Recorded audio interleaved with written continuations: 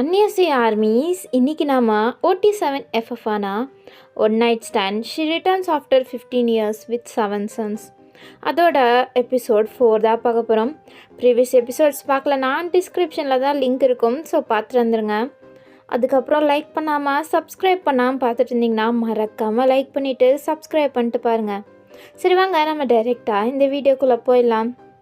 Last எபிசோடில் எப்படி முடிச்சுருந்துருப்போன்னா, நீங்கள் ஜென்கிட்ட கேட்டுருந்துப்பீங்க, ரியாவோட ஹஸ்பண்ட் யார், உங்கள் 7 பேரில் அப்படின்ட்டு நீங்கள் கேட்க, அதுக்கு அவர் வராத காலை வந்த மாதிரி, ஒரு நிமிஷம் எனக்கு கால் வருது, எதா இருந்தாலும் நம்ம நாளைக்கு பேசிக்கலாம், ரொம்ப லேட் ஆகிடுச்சு அப்படின்ட்டு அங்கேருந்து அப்படியே எஸ்கேப் ஆகிட்டாரு.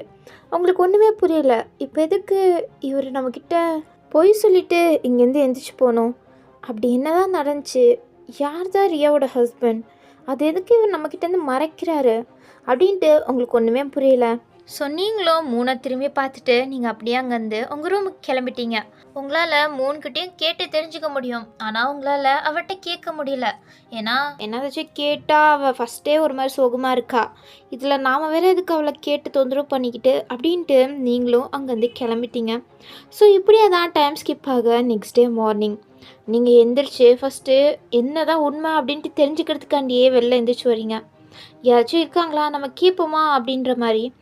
பட் என்னன்னா யாருமே காணும். எங்கே இவ்வளோ காலையில் எல்லோரும் எங்கே போயிட்டாங்க அப்படின்ட்டு நீங்கள் யோசிச்சுட்டே கிச்சனுக்குள்ளே தான் வரீங்க. கிச்சனுக்குள்ளே ஃபஸ்ட்டே ஒரு மேடு இருக்காங்க. ஸோ அவங்கக்கிட்ட எங்கே இங்கே யாரையும் காணும், யாரையும்னா யாரை கேட்குறீங்க மேம்? இல்லை அது இந்த வீட்டில் இருக்கவங்கள தான் கேட்குறேன். ஓ, அவங்கள கேட்குறீங்களா? எல்லாருமே ஜாகிங் போயிருக்காங்க மேம், கொஞ்சம் நேரத்தில் வந்துடுவாங்க. நீங்கள் வேணால் அங்கே வெயிட் பண்ணுங்கள், அவங்களுக்கு காஃபி போட்டு எடுத்துகிட்டு வரேன். ஓகே அப்படின்ட்டு நீங்களும் ஹாலுக்கு போயிட்டு அந்த வீட்டை தான் சுற்றி பார்க்குறீங்க. அவ்வளோ லக்ஸுரியஸாக அந்த வீடு இருக்குது பார்க்க, ஆனால் அவ்வளோவா பொருட்களே இல்லை. தேவைப்படுற பொருட்களை தவிர மற்ற எதுவுமே அங்கே கிடையாது. பார்க்கவே ரொம்ப பர்ஃபெக்டாக நீட்டாக இருக்குது. ஸோ அதெல்லாம் நீங்கள் பார்த்துட்ருக்கும் போது தான் மறுபடியும் அந்த ஹாலில் இருக்க அந்த ஃபோட்டோ ஃப்ரேமை பார்க்குறீங்க. அதில் பிடிஎஸ் மெம்பர்ஸும் அதுக்கப்புறம் கையில் 3 இருப்பாங்கள்ல. ஸோ அதுதான் பார்க்குறீங்க. 3 சின்ன குழந்தைல அவ்வளோ அழகாக இருக்கா. நீங்கள் அதை பார்த்துட்டு, மூன் நீ அப்படியே என்னோடய அக்கா மாதிரியே அழகாக இருக்கடா அப்படின்ற மாதிரி நீங்கள் அப்படியே ஃபோட்டோ பார்த்து ரசிச்சுட்டு இருக்கும் போதே, ஓ வயன் எந்திரிச்சிட்டிங்களா நீங்கள் அப்படின்ட்டு சவுண்ட் கேட்க திரும்பி பார்க்குறீங்க. அங்கே நம்ஜூன் தான் நின்றுட்டுருக்காரு. ஸோ நீங்கள் நம்ஜூனை பார்த்தோன்னே, குட் மார்னிங் சார். ஓ, நீங்கள் சார் நல்லா கூப்பிடணுன்னு அவசியம் இல்லை, என்னோடய பேர் நம்ஜூன் தான், நீங்கள் அப்படியே வேணாலும் கூப்பிட்லாம். அது நீங்கள் ஒன்றும் தயங்கணும்னு அவசியம் இல்லை, ஓகேவா? அதுக்கப்புறம் வாங்களேன் காஃபி குடிச்சிட்டே பேசலாம். ஓகே அப்படின்ட்டு நீங்கள் என்ன கேட்கணும்னு நினச்சிட்டு இருந்தீங்களோ அதெல்லாம் மறந்துட்டு நீங்கள் பாட்டில் போகிறீங்க. ஏன்னா அந்த பிடிஎஸ் மெம்பர்ஸில் ஒருத்தரும் பார்க்கும்போது உங்களுக்கு அந்த டே தான் ஞாபகம் வருது. ஸோ அதனாலேயே உங்களுக்கு என்ன பேச என்ன சொல்ல அப்படின்ட்டு ஒன்றுமே புரியாமல் தான் இருக்கீங்க. அதுக்கப்புறம் நம்ஜூனும் நீங்களும் ஆப்போசிட் சோஃபாலாம் உட்காந்துக்கிறீங்க. அப்போ மேடும் வந்துட்டு அவங்களுக்கு 2 பேருக்குமே காஃபி கொடுக்குறாங்க, நீங்களும் எடுத்துக்கிறீங்க. ஆனால் அதை குடிக்கிற மாதிரிலாம் தெரில, அதையே தான் பார்த்துட்ருக்கீங்க. வயன் என்ன? இல்லை நீங்கள் ஏதோ நேற்று கேட்டுட்டு இருந்தீங்க போல். என்ன? நான் உங்ககிட்ட என்ன கேட்டேன்? நான் உங்ககிட்ட எதுவுமே கேட்கலையே அப்படின்ட்டு நீங்கள் பதற. ஹலோ, நான் உங்ககிட்ட ஜஸ்ட்டு கேட்டேன், அவ்வளோதான். என்கிட்ட கேட்டிங்களா? நான் எங்கே சொன்னேன்? இல்லை சின்ன நேற்று நீங்கள் ஏதோ கேட்டீங்க போல். ஸோ அவன் வந்துட்டு என்கிட்ட கேட்டான். உங்களுக்கு எதாக இருந்தாலும் நீங்கள் என்கிட்டே கேளுங்க, நான் உங்களுக்கு ஆன்சர் கொடுக்குறேன். ஓகே, நான் உங்ககிட்டே கேட்குறேன் அப்படின்ட்டு நீங்கள், அது ரியாவோட ஹஸ்பண்ட் யார்? நான் நேற்றுலேருந்து ரியாவோட ஹஸ்பண்ட் யாருன்னு என்னால் புரிஞ்சிக்க முடியல. ஏன்னா நீங்கள் யாருமே ரியாக்காண்டி ஃபீல் பண்ணுற மாதிரி தெரியல. நீங்கள் கொஞ்சம் கூட ரியாக்காண்டி பாசம் வச்சுருக்க மாதிரி தெரியல. நீங்கள் அப்போ ரியாவை கஷ்டப்படுத்திட்டு இருந்தீங்களா? அவளை ஃபோர்ஸ் பண்ணி உங்கள் கூட வச்சுட்டு இருந்தீங்களா? அப்படின்ற மாதிரி தான் அவங்களுக்கு கேட்கணும்னு தோணுது. பட் அப்படி எப்படி கேட்க முடியும், என்ன உண்மைன்னு தெரியாமல்? ஸோ அதனால் நீங்கள் அது வந்து ரியாவோட ஹஸ்பண்ட் யார் உங்களோட 7 பேரில் அப்படின்ட்டு நீங்கள் கேட்க, அதுக்கு நம்ஜூன், ஓ அவ்வளோதானே, இதுக்கு எதுக்குங்க நீங்கள் இவ்வளோ தயங்குறீங்க? அது நான் இதை சொன்னால் அது ஒரு மாதிரி கேவலமாக தான் இருக்கும். இது ஒரு பெரிய ஷேம் தான் எங்கள் 7 பேர்லேயுமே. பட் வேறு வழி இல்லை, நான் உங்ககிட்ட சொல்லி தான் ஆகணும். நீங்கள் ரியாவோட தங்கச்சியா, இது எல்லாத்தையும் நீங்கள் தெரிஞ்சுக்கிட்டு தான் ஆகணும். நீங்கள் இதெல்லாம் கேட்ட பிறகு எங்களை எப்படி பார்த்தாலும் எங்களுக்கு கவலை இல்லை. ஏன்னா உண்மை உங்களுக்கு தெரிஞ்சாகணும்ல அப்படின்ட்டு அவர் சொல்ல உங்களுக்கு என்னன்னு தெரிஞ்சுக்கணுன்னு ஆசையாக இருக்குது. ஏன்னா என்ன நடக்குதுன்னு உங்களுக்கு புரியணும்ல. ஏன்னா ரியாக்கு இவங்க 7 பேரும் உங்களுக்கும் என்ன சம்மந்தம் அப்படின்ட்டு தெரியும். தெரிஞ்சும் அவள் இங்கே வந்திருக்கானா, இங்கே இருக்கவங்களே மேரேஜ் பண்ணிட்டு இங்கே வாழ்ந்துட்டுருக்கானா அப்படின்ட்டு உங்களுக்கு குழப்பம் மேலே குழப்பம். அதனால தான் இப்போ கேட்டு எல்லாத்தையும் கிளாரிஃபை பண்ணுறதுக்காண்டி நீங்கள் பார்த்துட்ருக்கீங்க, உண்மையை தெரிஞ்சுக்கிறதுக்காண்டி. அப்போ நம்ஜுன் சொல்ல ஆரம்பிக்கிறாரு. அது அது வந்து இப்போலேருந்து கிட்டத்தட்ட ஒரு 15 வருஷத்துக்கு முன்னாடி எங்களுக்கு எல்லாருக்கும் அப்போது ஒரு 22 இயர்ஸ் தான் இருக்கும். நாங்கள் அப்போ தான் பிஸ்னஸில் கால் எடுத்து வைக்கிறது அப்படின்ட்டு ஒருத்தரும் ஒரு ப்ரொஃபஷனை தேர்ந்தெடுத்து அந்த ப்ரொஃபஷனில் எல்லாமே அச்சீவ் ஆகிட்டு இருந்தாங்க. எங்களுக்கு அம்மா அப்பான்னு சொல்லிக்கிறதுக்கு அப்படி யாரும் கிடையாது. நாங்கள் 7 பேரும் தான் கஷ்டப்பட்டு முன்னாடி வந்திருக்கோம். அதனால் நாங்கள் எல்லாருமே சக்ஸஸ் பார்ட்டியை கொண்டாடுறதுக்காண்டி ஒரு நாள் ஒரு பப்புக்கு போயிருந்தோம். அப்போது நாங்கள் சின்ன வயசில் எங்களோட லைஃப்பை நாங்கள் என்ஜாய் பண்ணதே இல்லை. அதனால் இப்போயாச்சும் நம்ம என்ஜாய் பண்ணோம் அப்படின்ட்டு தான் அந்த பப்புக்கு போயிருந்தோம். அதுக்கப்புறமா நாங்கள் கண்ணு முன்னு தெரியாமல் இருந்த சந்தோஷத்தில் ட்ரிங்க்ஸ் எல்லாம் பண்ண ஆரம்பிச்சிட்டோம். கொஞ்சமாக தான் பண்ணுறதா பிளான். ஆனால் என்ன பண்ணேன், எல்லோரும் செம்மையாக ட்ரிங்க்ஸ் பண்ணிவிட்டு அதுக்கப்புறம் செம்ம போதை ஆகிட்டோம். அதோடையே வீட்டுக்கு கிளம்பலான்னு தான் நினச்சோம். வாங்கடா வீட்டுக்கு போகலாம், முடியல, செம்மையாக ட்ரிங்க்ஸ் பண்ணிட்டோம். இப்போ எப்படா வீட்டுக்கு போக முடியும், நாம் தான் இவ்வளோ ட்ரிங்க்ஸ் பண்ணியிருக்கோமே, நம்மளால வீட்டுக்கு ட்ரைவ் பண்ணிட்டெல்லாம் போக முடியாது. யார் ட்ரைவ் பண்ண முடியும், எல்லோரும் தான் குடிச்சிருக்கோமே அப்படின்ட்டு கொஞ்சம் நிதானத்தில் இருந்தால் நம்ஜுன் தான் சொல்லியிருப்பார். அப்போது என்னடா நான் ஓட்டுறேன், நான்லாம் நிதானத்தில் தான் இருக்கேன் அப்படின்ட்டு டியாங் அப்படியே தள்ளாடிட்டே சொல்லிகிட்ருக்காரு. அதை பார்த்தோன்னே நம்ஜுனுக்கு என்ன சொல்கிறேன்னே தெரியல. நீ ஃபஸ்ட்டு ஒழுங்காக நிற்கிறியா, ஃபஸ்ட்டு உனக்கு 2 காலுமே தரையில் படுதா, சும்மா உளறிட்டு இருக்காதடா டியாங், நம்ம இங்கேயே ஒரு ரூம் எடுத்து தங்கலாம், இருங்க நான் போயிட்டு ரூம் கீயை வாங்கிட்டு வந்துடுறேன் அப்படின்ட்டு நம்ஜுன் தான் போயிட்டு ரூம் கீ வாங்கிட்டு வந்திருப்பார். அதுக்கப்புறம் அவர் ரூம் கீ எங்கே இருக்குது அப்படின்ட்டு தேடிட்டே போயிட்டு அந்த ரூமை ஓப்பன் பண்ணி வச்சுருப்பாரு. அப்போ தான் நம்மலாம் போகிறதுக்கு வசதியாக இருக்கும் அப்படின்ற மாதிரி தான் அவர் ஓப்பன் பண்ணி வச்சுட்டு அதுக்கப்புறம் தான் கீழே வந்துட்டு மற்ற மெம்பர்ஸையும் கூட்டிகிட்டு போகலான்னு தான் நினச்சாரு. வாங்கடா, ரூமெல்லாம் நான் ஓப்பன் பண்ணி தான் வச்சுருக்கேன், நம்ம போயிட்டு உள்ளே ரெஸ்ட் எடுக்கலாம், அதுக்கப்புறம் போதெல்லாம் தெளிஞ்ச பிறகு நாளைக்கு எந்திரிச்சு நம்ம கிளம்பிடலாம். என்ன நம்ஜுன் நீ மட்டும் ஸ்ட்ராங்காக இருக்க, நீ குடிச்சியா இல்லையா? நானே ஏகப்பட்ட ட்ரிங்க்ஸ் பண்ணிட்டேன், கொஞ்சம் பரவாயில்ல. கொஞ்சம் தான் ட்ரிங்க்ஸ் பண்ணியாடா நீ, அப்போ இந்தா இதையும் குடி அப்படின்ட்டு ஜிமின் தேவையில்லாமல் ஒரு ஃபுல் பாட்டிலையுமே நம்ஜுனை குடிக்க வச்சிட்டாரு. ஸோ அதனால் இப்போ எல்லாருமே செம்ம மட்டையார ஸ்டேஜில் தான் இருக்காங்க. அதுக்கப்புறம் தான் தள்ளாரிட்டே 7 பேருமே அந்த ரூம்குள்ளே போயிருப்பாங்க. ஒரு நிமிஷம், நீங்கள் எந்த ரூம்குள்ளே போனீங்க, அந்த ரூமோட நம்பர் என்ன? அந்த ரூமோட நம்பரா? அது 69. அப்போது உங்களுக்கு திக்குன்னு இருக்குது. ஏன்னா அவங்க சொல்லிகிட்ருக்கிறதே அன்றைக்கி உங்களுக்குள்ளே நடந்துச்சு அந்த கதையை பற்றி தான். ஸோ அதை கேட்டோன்னே என்ன, நான் என் அக்காவை பற்றி தானே கேட்டேன், இவங்க என்ன என்னையை பற்றி சொல்லிகிட்ருக்காங்க அப்படின்ட்டு நீங்கள் ஷாக்காகி பார்த்துட்ருக்கும்போதே நம்ஜுன் ஸ்டோரியை கண்டினியூ பண்ணிகிட்ருக்காரு. அதுக்கப்புறம் நாங்கள் அந்த ரூமுக்குள்ளே போன பிறகு எங்களுக்கு ஒன்றுமே தெரியல, ஒன்றுமே புரியல. ஏன்னா நாங்கள் எல்லாருமே கான்ஷியஸ்லே இல்லை. அப்போதான் ஒரு பொண்ணு பெட்டு மேலே பார்த்துட்டு இருந்தா. எங்களுக்கும் லவ் பண்ணணும் அப்படி இப்படி இருக்கணும்னுலாம் ஆசை இருக்கும்ல. ஸோ நாங்கள் குடித்த போதை வேற தலைக்கேறினால நாங்கள் அன்றைக்கி என்ன பண்ணுறோன்னே புரியாமல் 7 பேருமே அந்த ஒரு பொண்ணை என்ஜாய் பண்ணிட்டோம். ஸோ என்ஜாய் பண்ணும்போது நல்லா இருந்துச்சு. ஸோ அதனால் நாங்கள் அதை என்ஜாய் மட்டும்தான் பண்ணோம். அந்த பொண்ணு யார் என்னன்னு கூட முகத்தை பார்க்க கூட எங்களால் முடியல. ஏன்னா நாங்கள் அவ்வளோ போதையில் இருந்தோம். ஸோ நாளைக்கு பார்த்துக்கலான்ற மாதிரி அப்படியே எல்லாரும் அவள் பக்கத்துலேயே படுத்து தூங்கிட்டோம். ஸோ நெக்ஸ்ட் டே மார்னிங் தள்ளாடிட்டே எந்திரிச்சது ஜேஹாப் தான் ஃபஸ்ட்டு. அவன் தான் எந்திரிச்சிட்டு நம்ம என்ன இந்த கோலத்தில் இருக்கோம் அப்படின்ட்டு யோசிச்சுட்டு இருக்கும்போதே லைனாக நாங்கள் எல்லாருமே எந்திரிச்சிட்டோம். நேற்று நைட்டு நடந்தது கனவாடா? என்னடா சொல்லிகிட்ருக்க? நம்ம எந்த கோலத்தில் இருக்கோம், எனக்கு என்னமோ நேற்று நைட் நடந்தது கனவு மாதிரியே தெரியல. ஆமாம், நேற்று நைட்டு அது கனவு இல்லையா அப்படின்ட்டு எல்லாரும் ஒரே நேரத்தில் ஷாக் ஆகுறாங்க. என்னடா என்ன நடந்துச்சு, அது வந்து அப்படின்ட்டு எல்லாருக்கும் நேற்று நைட் நடந்தது எல்லாமே ஞாபகம் வந்துடுச்சு. எல்லாரும் பித்து பிடிச்ச மாதிரி உட்காந்துட்ருக்காங்க. டேய் நான் சொன்னேன் என்னையாச்சும் நீங்கள் குடிக்க விடாமல் இருந்திருந்தா நான் ஆச்சும் நிதானத்தில் இருந்திருப்பேன். இந்த விஷயம் எதுவுமே நடந்திருக்காது. இப்போ அந்த பொண்ணு எங்க அப்படின்ட்டு தேடும்போது தான் அங்கே நீங்கள் தான் இருந்திருக்க மாட்டீங்களே. ஏன்னா அதுக்கு முன்னாடி தான் ரியா வந்துட்டு உங்களை சேஃபாக கூட்டிகிட்டு போயிட்டா. ஸோ அதுக்கப்புறம் தான் பிடிஎஸ் மெம்பர்ஸ் எல்லாருமே எந்திரிச்சிருப்பாங்க. எங்கடா அந்த பொண்ணு அப்படின்ட்டு ரூம் ஃபுல்லுமே தேடி இருந்திருப்பாங்க. எங்கே அந்த பொண்ணை காணோம், எந்திரிச்சு போயிட்டாலாம் என்ன? ஆனால் அந்த பொண்ணோட முகம் கூட எனக்கு ஞாபகம் இல்லையே அப்படின்ட்டு தான் எல்லாரும் ஃபீல் பண்ணியிருப்பாங்க. ஏன்னா அவங்க பண்ண தப்புக்கு அவங்க எல்லாரும் மன்னிப்பு கேட்கணுன்ற மாதிரி தான் ஃபீல் பண்ணியிருப்பாங்க. சொன்னால் தான் உங்ககிட்ட மன்னிப்பு கேட்கணும், அவங்களோட ரெஸ்பான்சிபிலிட்டியை அவங்களே எடுத்துக்கலான்ற மாதிரி டிசைட் பண்ணியிருப்பாங்க. ஆனால் நீங்கள் இருந்திருக்க மாட்டீங்க. ஸோ அதுக்கப்புறம் அவங்க எப்படியாச்சும் அவங்கள கண்டுபிடிக்கணுன்னு அந்த ஹோட்டலில் இருக்க சிசி கேமராலாம் செக் பண்ணியிருப்பாங்க. சாரி சார், நாங்கள் கஸ்டமர் ப்ரைவசிக்காண்டி நாங்கள் சிசிடிவி எல்லாம் அங்கே செட் பண்ணலை. என்ன சொல்கிறீங்க? அது நாங்கள் சிசிடிவி எல்லாம் அங்கே செட் பண்ணல சார், சேஃப்டிக்காண்டி. சேஃப்டியா? என்ன சேஃப்டி? என்ன பேசிகிட்டு இருக்கீங்க? சேஃப்டினா நீங்கள் கேமராலாம் ஃபஸ்ட்டு ஃபிக்ஸ் பண்ணியிருக்கணும்.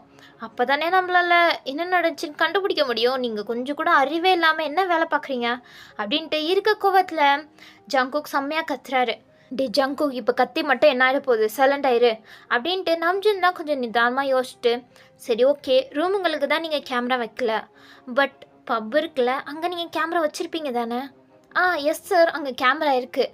அப்போ அதை காமிங்க, அதை பார்த்தாச்சும் கொஞ்சம் ஐடியா கிடைக்கும் அப்படின்ட்டு நம்ஜுன் சொல்ல சரின்ட்டு எல்லோரும் அந்த கேமராவை தான் பார்த்துட்ருக்காங்க. நேற்று நைட்டு பிடிஎஸ் மெம்பர்ஸ் குடித்தது அது இதுன்ட்டு எல்லாமே அந்த இதில் இருக்குது. அதுக்கப்புறமா பப்லேருந்து ரூமுக்கு போனோன்னா அதில் ஒரு ஸ்டேர் கேஸை ஏறி தான் போகணும். ஸோ அந்த ஸ்டேர்ஸ்கிட்டேயுமே ஒரு சிசிடிவி இருக்கும். ஸோ அதை தான் பார்த்துட்ருக்காங்க. ரீசெண்ட் 1 ஹவரில் யார் போயிருக்கான்னு செக் பண்ணுங்கள் அப்படின்ற மாதிரி நம்ஜுன் சொல்கிறாரு.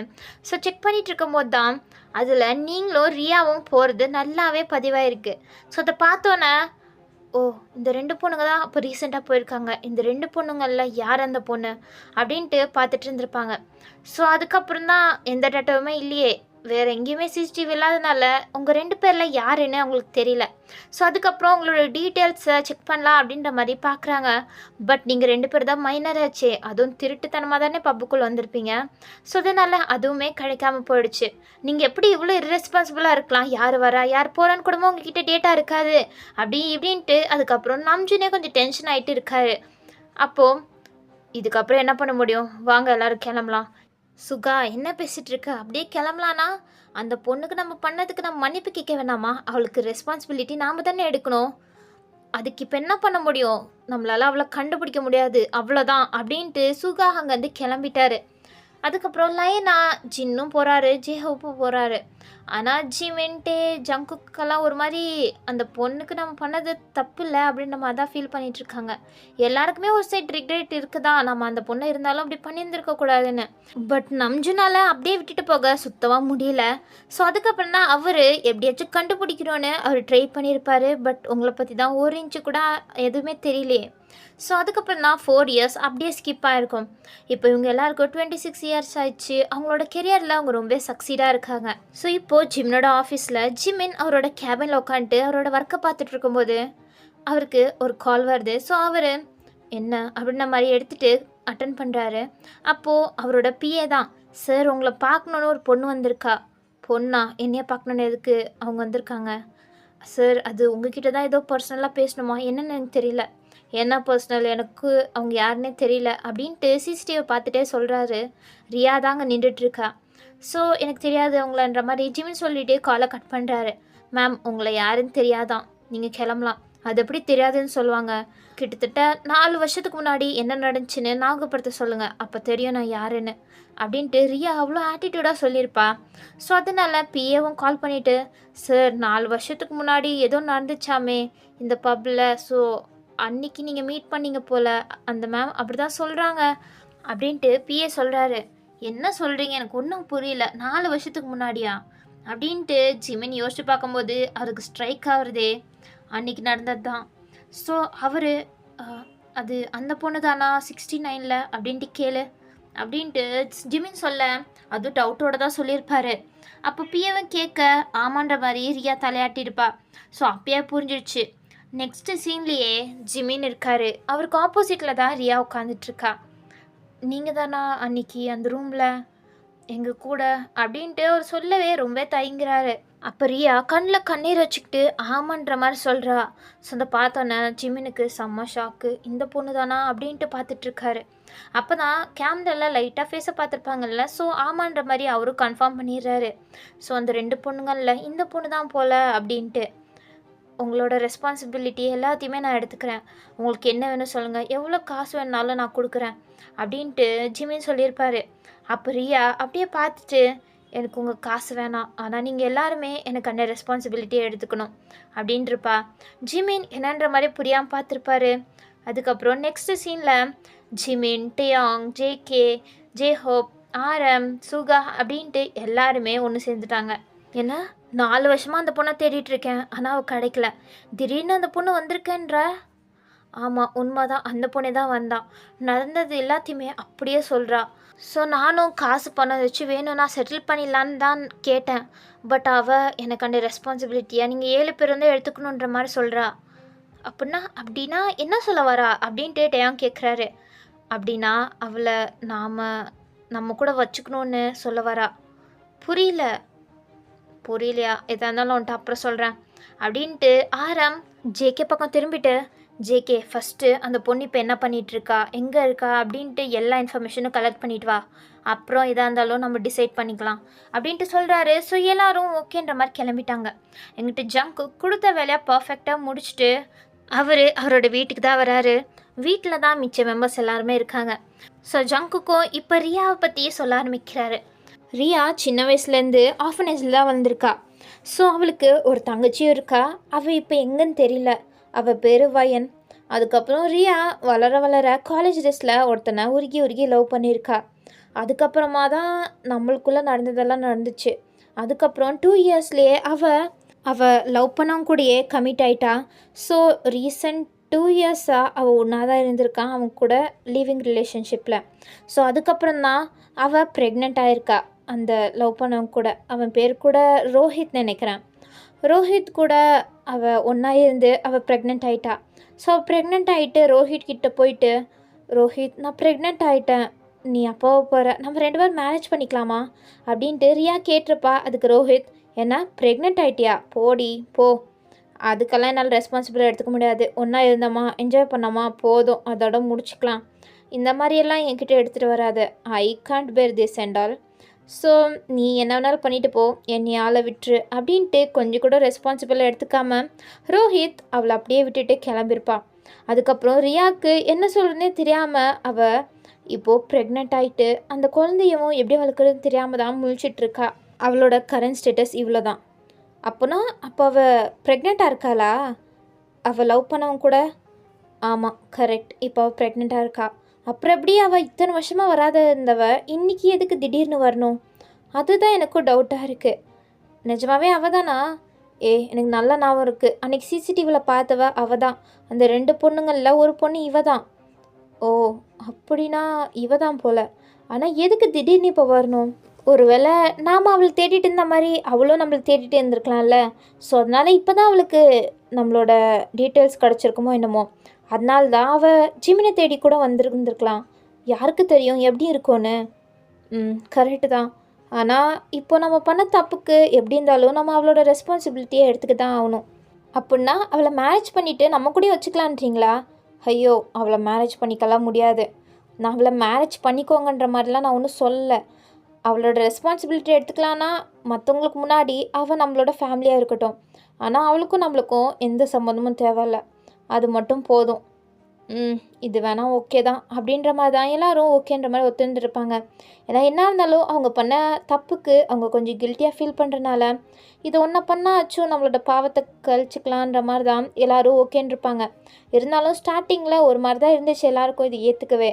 அதுக்கப்புறம் சரி நம்ம பண்ண தப்புக்கு இது ஒன்றாச்சும் பரிகாரமாக இருக்கட்டும் அப்படின்ட்டு ரியாவை நம்ம கூட சேர்த்துக்கலான்ற மாதிரி தான் டிசைட் பண்ணியிருப்பாங்க. அதுக்கப்புறம் ஜிமின், நீ போயிட்டு அவங்கக்கிட்ட சொல்லி நம்ம வீட்டுக்கு அழைச்சிட்டு வா. ஓகே நான் போகிறேன் அப்படின்ட்டு ஜிமின் நெக்ஸ்ட் டேவே ரியாவை பார்க்கறதுக்காண்டி ரியாவோட அட்ரஸ்க்கே போயிட்டு ரியா, நீங்கள் சொன்னாதான் நாங்கள் யோசிச்சு பார்த்தோம், நாங்கள் எல்லாருமே அதுக்கு ஒத்துக்கிறோம். ஸோ நீங்கள் உங்கள் திங்ஸ் எல்லாம் பேக் பண்ணிவிட்டு எங்கள் கூட வாங்க, நான் கீழே வெயிட் பண்ணுறேன் அப்படின்ட்டு ஜிமின் கீழே போயிட்டாரு. ஸோ ரியாவுக்கு அப்போது ரொம்ப ஹாப்பியாக தான் இருந்துச்சு. ஏன்னா வயிற்றில் இருக்க அவளோட குழந்தைய இப்போ பத்திரமா வளர்க்கலாம் இல்லை. ஸோ அதனால தான் அவள் டக்குன்னு அவளோட திங்ஸ் எல்லாம் எடுத்துக்கிட்டு அவள் வந்திருப்பா. அதுக்கப்புறம் தான் ரியாவை அஃபிஷியலாக ஒய்ஃபுன்ற மாதிரி யாருமே அனௌன்ஸ் பண்ணியிருக்க மாட்டாங்க. ஏன்னா இது வெளியில் போச்சுன்னா அவங்களோட ரெப்புடேஷன் டவுன் ஆகிடும். ஸோ அதனால தான் ரியா யாருன்னு அஃபிஷியலாக அனௌன்ஸ் பண்ணாமல் அவளை வீட்டுக்குள்ளேயே வச்சுருப்பாங்க. வெளியில் எங்கேயுமே விட்டுருக்க மாட்டாங்க. அதுக்கப்புறம் தான் அவளுக்கு அழகான குழந்தை பிறந்திருக்கும். அவளுக்கு பேர் மூணுன்னு வச்சுருப்பாங்க. என்னதான் ரியா 2 இயர்ஸாக பிடிஎஸ் மெம்பர்ஸ் கூட இருந்தாலுமே பிடிஎஸ் மெம்பர்ஸ் அவங்களோட லிமிட்டில் தான் இருக்காங்க. அவங்க எப்போவுமே ரியா கூட ஒட்டவும் மாட்டாங்க. அவங்களோட வேலையை மட்டும்தான் பார்ப்பாங்க. ரியாவே போய் பேசினா மட்டும்தான் உண்டு. அதுவும் அதுக்கு 1 or 2 வேர்ட்ஸில் ஆன்சரை முடிச்சிருவாங்க. அப்படி தான் ரியாவோட வாழ்க்கையும் போயிட்டுருக்கும். அதுக்கப்புறம் தான் மூணா வளர்க்குறதுல அவர் ரொம்ப கான்சன்ட்ரேட் பண்ணியிருந்தா. ஆனால் பிடிஎஸ் மெம்பர்ஸ்க்கு மூணை பிடிக்கும். ஏன்னா அவர் ரொம்ப க்யூட்டாக எப்போவுமே வந்துட்டு ஜாலியாக பேசிகிட்டு இருப்பா. அப்போது நான் நான் உங்களுக்கு யார்? நீயா? நீ வந்து எங்களுக்கு ஒரு பொண்ணு மாதிரி. அப்போது நீங்கள் எல்லோரும் எனக்கு அப்பா மாதிரியா? அப்படின்ட்டு க்யூட்டாக மூணு சொல்லியிருப்பா அந்த குட்டி வயசில். ஸோ அவங்களுக்கு எல்லாருக்கும் மூணோட மனசை கஷ்டப்படுத்தக்கூடாதுன்னு, ஆமாண்டா செல்லம், நாங்கள் எல்லோரும் உனக்கு அப்பா மாதிரி தான் அப்படின்ட்டு சொல்லியிருப்பாங்க. இதை தூரத்துலேருந்து பார்க்குற ரியாவுக்கு அவ்வளோ ஹாப்பியாக இருந்திருக்கும். ஏன்னா ரியா தான் சின்ன வயசுலேருந்து அம்மா அப்பா பாசம் கிடைக்காம வளர்ந்துருப்பா. இப்போ நம்ம பொண்ணும் அப்பா பாசம் இல்லாமல் வளர்ந்துருவாளோ அப்படின்ட்டு பயந்துட்டு இருந்திருப்பா. ஆனால் இப்போது பிடிஎஸ் மெம்பர்ஸ் நான் உனக்கு அப்பான்னு வச்சுக்கோன்ற மாதிரி சொல்லும்போது அவளுக்கு ரொம்பவே ஹாப்பியாக இருந்திருக்கும். ஏன்னா மூணுக்கு இப்போது அப்பா பாசம் கிடைக்கும்ல அப்படின்ட்டு அவள் ரொம்ப ஹாப்பியாக இருந்திருப்பா. என்னதான் மூணை பொண்ணு மாதிரி பிடிஎஸ் மெம்பர்ஸ் எல்லாம் பாசத்தோட பார்த்துக்கிட்டாலும் ரியாவை பற்றி அவங்க யாருமே கண்டுக்கிட்டது கிடையாது. அது ரியாவும் எக்ஸ்பெக்ட் பண்ண கிடையாது. ஸோ இப்போ உங்களுக்கு எல்லாமே புரிஞ்சிருக்கும்னு நம்புகிறேன். இதுக்கு மேலே ஏதாச்சும் உங்களுக்கு டவுட் இருக்கா அப்படின்ட்டு நம்ஜூன் ஃப்ளாஷ்பேக்கெல்லாம் சொல்லி முடிச்சுட்டு உங்களை பார்த்து கேட்குறாரு. நீங்கள் கண்ணிலேருந்து கண்ணீர் வருது, பட் கண்ட்ரோல் பண்ணிவிட்டு அழுகக்கூடாதுன்னு இருக்கீங்க. ஏன்னா உங்களுக்கு தெரியுமே அன்றைக்கி பிடிஎஸ் மெம்பர்ஸ் கூட இருந்தது ரியா கிடையாது, நீங்கள் தானே. ஆனால் ரியா எதுக்கு இப்படி போய் சொல்லணும்? அவளுக்கு என்ன அவ்வளோ அவசியம் அப்படின்ட்டு உங்களுக்கு சுத்தமாக புரியல. ஸோ அதுக்கு தான் அவள் இப்போ பண்ணிகிட்டு இருந்த துரோகத்துக்கும் என்னை மன்னிச்சிடுமா அப்படின்ற மாதிரி அந்த லெட்டரில் எழுதியிருந்தாளா அப்படின்ட்டு உங்களுக்கு யோசிக்கும் போது தான் எல்லாமே கனெக்ட் ஆகுது.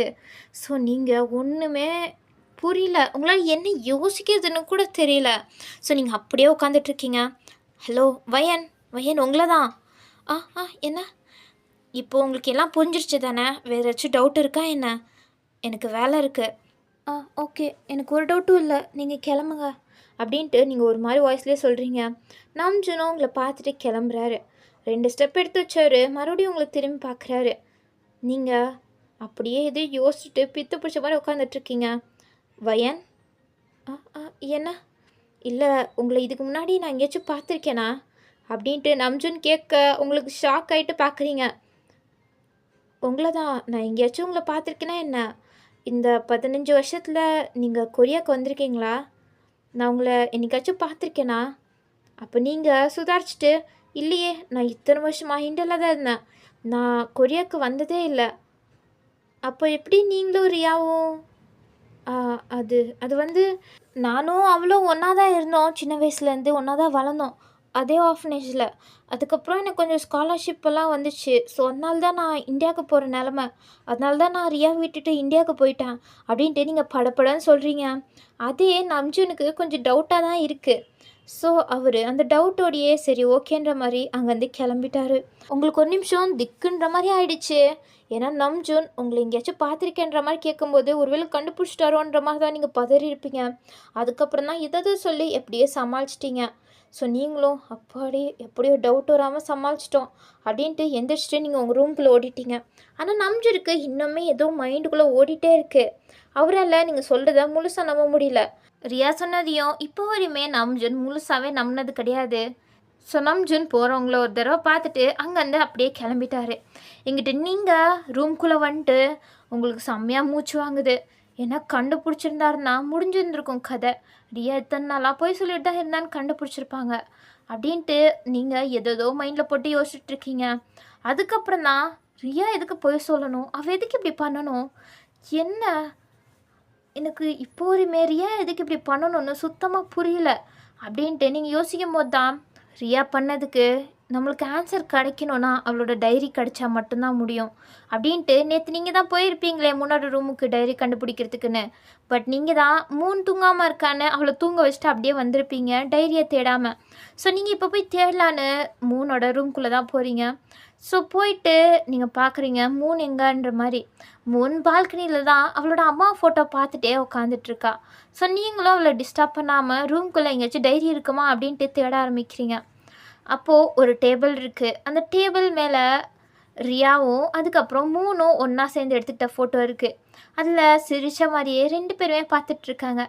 என்ன இருந்தாலும் உங்கள் அக்கா ஃபோட்டோ பார்க்கும்போது உங்களுக்கு கண்ணீர் தான் வருது. ஏன்னா உங்கள் அக்காவை நீங்கள் ரொம்ப மிஸ் பண்ணுறீங்க. லாஸ்ட்டாக கூட நம்மளால் அவளை பார்க்க முடியலையே அப்படின்ற மாதிரி தான் நீங்கள் ஃபீல் பண்ணிட்டே மறுபடியும் அவளோட டைரியில் தான் தேட ஆரம்பிக்கிறீங்க. அப்போ தான் அங்கே இருந்த வார்ட்ரூம் மேலே ஒரு டைரி இருக்கிறத பார்க்குறீங்க. அது கொஞ்சமாக தான் தெரியுது. ஸோ நீங்கள் ஒரு வேளை அதான் இருக்குமோ அப்படின்ட்டு நீங்கள் அங்கே ஒரு ஸ்டூல் போட்டு ஏறி அந்த டைரியை தான் எட்டி எடுக்க பார்க்குறீங்க. அது உங்களுக்கு எட்டவே மாட்டேங்குது. ஸோ நீங்கள் ட்ரை பண்ணிகிட்டே இருக்கும்போது நீங்கள் நின்றுட்டுருக்க ஸ்டூல் வர லைட்டாக தடுமாறிட்டுருக்கு. ஆனால் உங்களுக்கு அதெல்லாம் பெருசாக தெரியல. அந்த டைரி மட்டும் கிடச்சிச்சின்னா எல்லா உண்மையும் உங்களுக்கு முழுசாக தெரிஞ்சிடும். ரியாதிக்கு இப்படி பண்ணால் தெரிஞ்சிடும் அப்படின்ட்டு நீங்கள் ஆர்வமாக அதை தான் எடுக்க போகிறீங்க. அப்போ கரெக்டாக நீங்கள் அந்த டைரியை எடுத்துட்டீங்க. அதே நேரத்தில் அந்த ஸ்டூலும் வலிக்கி விட்டுற நீங்கள் அப்படியே கீழே விழுக போயிட்டீங்க. அப்போ கரெக்டாக உங்களை ஒரு கை வந்து பிடிக்குது. நீங்கள் யாருன்ற மாதிரி பார்க்குறீங்க. அது ஜிமின் தான். ஜிமினை பார்த்தோன்னா நீங்கள் ஷாக்காகிறீங்க. நீங்கள் ஓகேவா அப்படின்ட்டு அவரும் தடுமாறிட்டே கேட்குறாரு. நீங்கள் நான் ஓகே. அப்போ எதுக்கு இன்னும் இப்படியே படுத்துட்ருக்கீங்க? ஆமாம்ல அப்படின்ட்டு நீங்கள் அப்படியே எந்திரிச்சிடுறீங்க. ரியாவோட டைரியை ஃபஸ்ட்டு உங்கள் பின்னாடி மறைச்சி வச்சுக்கிறீங்க. அதுக்கப்புறம் நீங்கள் இங்கே என்ன பண்ணுறீங்க அப்படின்ட்டு ஜிமின் கேட்க, இது நான் மூணை பார்க்க வந்தேன். அப்புறம் எதுக்கு ஸ்டூல் மேல் நின்றுட்டுருக்கீங்க அப்படின்ட்டு ஜிமின் லைனாக கொஷின் கேட்க நீங்கள் என்ன சொல்கிறதுன்னு தெரியாமல் யோசிச்சுட்ருக்கீங்க. அப்பா அப்படின்ட்டு சவுண்ட் கேட்க திரும்பி பார்த்தா அங்கே மூணு தான் நின்றுட்டுருக்கா. மூணை பார்த்தோன்னே ஜிமின் மூணுக்கிட்ட போயிட்டு, என்னடா செல்லம் என்ன பண்ணுற? அப்பா ஒன்றும் இல்லைப்பா. இங்கே பாடுற செல்லம், உனக்கு நாங்கள் இருக்கோம் ஓகேவா? நீ ஃபீல் பண்ணாத. எதா இருந்தாலும் அப்பா கிட்ட சொல்லு. ஓகேப்பா அப்படின்ட்டு அவள் திரும்பி உங்களை பார்க்குறா. நீங்கள் அங்கே தான் நின்றுட்டுருக்கீங்க.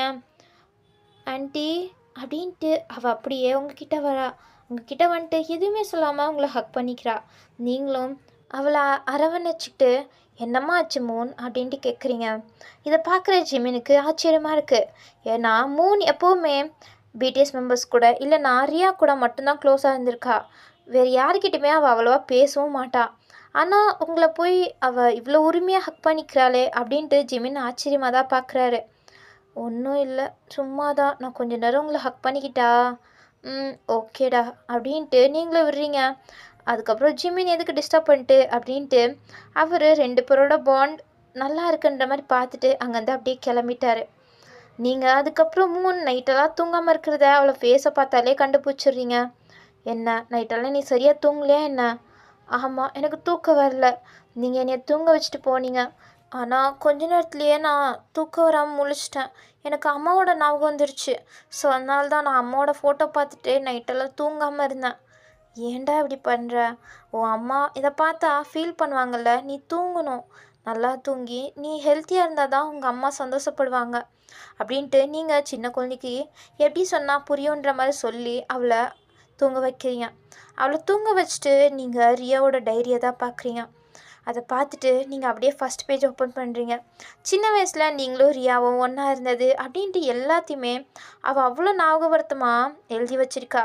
அதை பார்க்கும்போது உங்களுக்கும் தெரியும் உங்கள் அக்கா உங்கள் மேலே பாசம் தான் வச்சுருந்தா. ஆனால் போக போக தான் அது பொறாமையாக மாறிடுச்சுன்னு. ஸோ அதெல்லாம் நீங்கள் படிச்சுட்டே உங்களுக்கு ஆனந்த கண்ணீர் வருது. அதுக்கப்புறம் தான் மெயின் மேட்டருக்குள்ளேயே வரீங்க. அதில் தான், சாரி வயன், நான் உனக்கு பெரிய தப்பு பண்ணிட்டேன். நான் மட்டும் நீ அன்னைக்கு அங்கே அனுப்பாமல் இருந்திருந்தா உனக்கு எதுவுமே நடந்திருக்காது. நீ கஷ்டமும் பட்டிருந்துருக்க மாட்ட. எல்லாத்துக்கும் காரணம் நான் தான் அப்படின்ட்டு அவள் 2 வருஷமாக உங்களை நினச்சிக்கு தான் ரொம்ப ஃபீல் பண்ணிகிட்டு இருந்திருப்பா. அதுக்கப்புறம் தான் அவளோட லைஃப்பை வாழ ஆரம்பிச்சிருப்பா. ரோஹித் கிட்ட ஒன்றா இருந்திருப்பா. அவள் ப்ரெக்னென்ட் ஆயிருப்பா. அதுக்கப்புறம் ரோஹித் கூட எனக்கு இதுக்கும் சம்மந்தம் இல்லை, நீ என்னமோ பண்ணிக்கோ அப்படின்ற மாதிரி ரெஸ்பான்சிபிலிட்டி எடுத்துக்க மாட்டேன்ற மாதிரி சொல்லியிருப்பான். ஸோ அதுக்கப்புறம் ரியாவுக்கு என்ன பண்ணுறதுனே தெரிஞ்சிருக்காது. வயன், நான் உனக்கு பண்ண பாவத்துக்கு தான் நான் இவ்வளோ அனுபவிச்சிட்ருக்கேன். என்னை மன்னிச்சிட்டு வயன், நான் எவ்வளோ பெரிய தப்பு பண்ணியிருக்கேன்ல, அதனால தான் எனக்கு இவ்வளோ பெரிய தண்டனை. இதே மாதிரி தானே நீ இவங்க கவலைப்பட்டுட்ருப்ப அப்படின்ன மாதிரி இப்போ தான் ரொம்பவே ரிக்ரெட் பண்ணியிருப்பா. அதுக்கப்புறம் அவங்க ஞாபகம் வந்தனால அவள் நீங்கள் இருந்த ஆஃபனேஜுக்கு தான் போயிருப்பா. நீங்களாம் சின்ன வயசுலேருந்து வளர்ந்துருப்பீங்களே, அந்த ஆஃபனேஜுக்கு போயிருப்பா. அவளும் நீங்களும் ஒன்றா இருந்த ரூம்குள்ளே போயிருப்பா. அப்போ தான் அந்த ரூமில் உட்காந்துட்டு இருக்கும் போது தான் அவளுக்கு ஒரு பிஸ்னஸ் கார்டு கிடச்சிருக்கும். என்ன கார்டு இது அப்படின்ட்டு பார்க்கும் போது தான் அவளுக்கு ஞாபகம் வந்திருக்கும். அதுதான் ரியா உங்களை அந்த ரூம்லேருந்து கூப்பிட்டு போகும்போது ஒரு பிஸ்னஸ் கார்டு டேபிள் மேலே இருந்ததை பார்த்துருப்பாளே. ஸோ எதுக்கும் உதவுன்னு அதை கூட எடுத்துகிட்டு வந்திருப்பாளே, அந்த பிஸ்னஸ் கார்டு தான். ஸோ அதை பார்த்தோன்னே அவள் எதையோ டீப்பாக யோசிக்கிறா. ஸோ 2 டேஸ்க்கு அப்புறம் அவள் அந்த விசிட்டிங் கார்டை பார்த்த மாதிரியே ஒரு பில்டிங் முன்னாடி தான் நின்றுட்டுருக்கா. அந்த பில்டிங் வேறு எதுவும் கிடையாது, ஜிமினோட பிஸ்னஸ் பில்டிங் தான். ஸோ அது முன்னாடி தான் நின்றுட்டு இருந்திருப்பா. ஸோ அதெல்லாம் நீங்கள் டைரியில் படிக்கிறீங்க. அதுக்கப்புறம் இன்னும் ஃபர்தராக படிக்கும் போது தான், சாரி வயன், நான் இப்போ பண்ணுறது கரெக்டாக இருக்குமா இல்லையான்னு எனக்கு தெரியாது. ஆனால் என் வயிற்றில் இருக்க என் குழந்தைய நான் நல்லா வளர்க்கணுன்னா இதை விட்டால் எனக்கு வேறு வழி இல்லை வயன், என்னை மன்னிச்சிடு அப்படின்ட்டு அவள் சொல்லிகிட்டே தான் அந்த பில்டிங்குள்ளேயே போயிருந்திருப்பா. அது எல்லாத்தையும் அவள் அந்த டைரியிலுமே எழுதி வச்சுருக்கா. நீங்கள் அதை பார்த்துட்டு, அப்போனா உன்னோட குழந்தைய நல்லா வளர்க்கணுன்றக்காண்டி நீ இந்த மாதிரி பண்ணியாரியா அப்படின்ட்டு நீங்கள் அந்த டைரியை பார்த்துட்டே சொல்லிகிட்ருக்கீங்க மனசுக்குள்ளே. அதுக்கப்புறம் நடந்தது தான் உங்களுக்கே நல்லா தெரியுமே. ஸோ அதனால நீங்கள் அந்த டைரியை அப்படியே மூடி வச்சிட்டீங்க. உங்களுக்கும் புரியுது ரியா எதுக்கு இப்படி பண்ணான்னு, நீங்கள் அதை ஏற்றுக்க தான் செய்கிறீங்க. ஸோ அவ்வளோ நல்ல மனசு இருக்க உங்களை தான் அவள் இப்படி 2 தடவை ஏமாத்திருக்கா. இருந்தாலுமே நீங்கள் அவளை ஏற்றுக்கிறீங்க. ஸோ அதுதான் உங்களோட நல்ல மனசு. ஸோ நீங்கள் அந்த டைரியை பார்த்துட்டு, உங்கள் அம்மா பண்ணதெல்லாம் தப்பாக தான் இருக்குது, இருந்தாலுமே அவள் உன்னைய பற்றி தான் லாஸ்ட்டாக யோசிச்சிருக்கா. ஸோ அவளோட லாஸ்ட்டாக எடுத்த முடிவுக்கு ரீசன் என்னென்னு நான் ஒத்துக்கிறேன். அதை நான் எதுவுமே சொல்லணும்னு அவசியப்படல. ஆனால் அவள் எனக்கு பண்ண துரோகம், அன்றைக்கி அவள் எனக்கு பண்ண துரோகத்தை மட்டும் என் லைஃப் லாங் நான் மறக்க மாட்டேன் அப்படின்ட்டு நீங்கள் 3ஓட தலையில் ஒரு கிஸ் பண்ணிவிட்டு நீங்கள் அங்கேருந்து அப்படியே கிளம்பிட்டீங்க. அதுவும் அந்த டைரி எங்கேருந்து எடுத்தீங்களோ அங்கேயே வச்சுட்டு அங்கேருந்து அப்படியே கிளம்பிட்டீங்க. ஸோ ஓகே, நம்ம நெக்ஸ்ட் எபிசோடில் பார்க்கலாம் வெதர் பிடிஎஸ் மெம்பர்ஸ் நீங்கள் தானா அப்படின்ட்டு கண்டுபிடிப்பாங்களான்னு. ஏன்னா ஃபஸ்ட்டே அவங்க எல்லாருக்குமே ஒரு டவுட் இருக்குது. ஏன்னா ரியா தானா அன்றைக்கி இருந்த பொண்ணுன்னு அவங்க மனசுக்குள்ளே டவுட் இருந்தாலும் ரியா தான் அவ்வளோ கான்ஃபிடெண்ட்டாக சொல்கிறாளே, ஸோ அதனால் எல்லோரும் அவள் தான் நினச்சிட்டு இருந்திருப்பாங்க. ஆனால் இப்போ தான் நீங்கள் வந்துட்டீங்க. உங்களை பார்த்ததுமே எல்லாருக்குமே ஒரு மாதிரி டிஃப்ரெண்ட்டாக தான் ஃபீலாக இருந்திருக்கும். ஏன்னா நம்ஜனாக இருக்கட்டும், ஜிமின், அதுக்கப்புறம் எல்லாருக்குமே ஒரு மாதிரி சந்தேகமாக தான் இருந்திருக்கும். ஸோ அவங்க நெக்ஸ்ட் எபிசோடில் நீங்கள் தான் அந்த பொண்ணுன்னு கண்டுபிடிப்பாங்களா, ரியா பண்ணதெல்லாம் கண்டுபிடிச்சிட்டு 3 அப்படியே விட்டுருவாங்களா, இல்லை என்ன தான் நடக்க போகுது அப்படின்ட்டு நம்ம நெக்ஸ்ட் எபிசோடில் பார்க்கலாம். ஓகே, உங்களுக்கு நெக்ஸ்ட் எபிசோடில் பார்க்குற வரையும் பாய் பாய்.